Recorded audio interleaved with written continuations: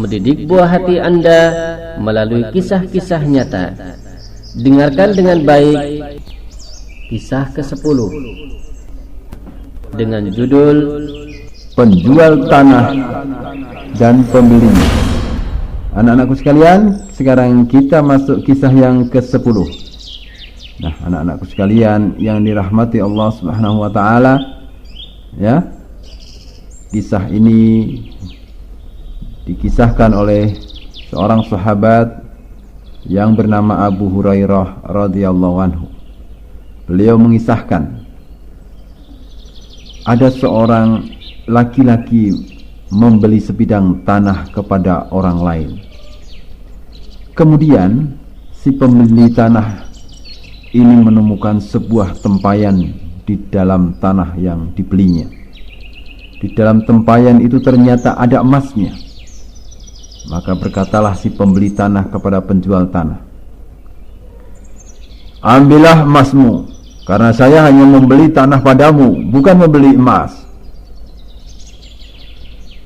Kemudian dijawab oleh penjualnya, "Saya menjual tanah dan segala yang ada di dalamnya." Nah, anak-anakku sekalian, ini semuanya dialog antara pembeli dan penjual, ya. Maka akhirnya mereka pun mengadu kepada seorang laki-laki agar dia menjadikan hakim kepada kedua belah pihak.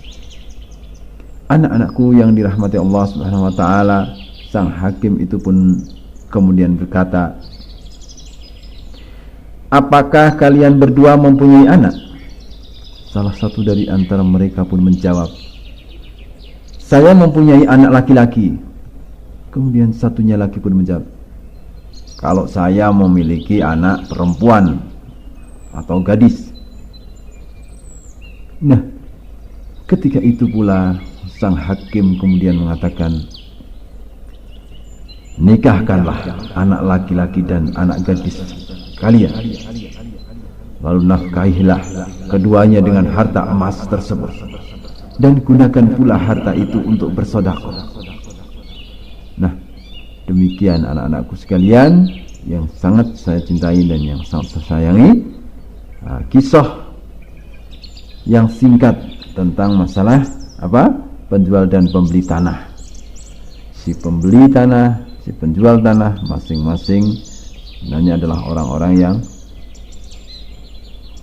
orang-orang yang khair, ya, orang-orang yang baik, ya. Karena apa? Karena si pembeli tanah ketika membeli tanah mendapatkan emas, ya, namun dia tidak mau.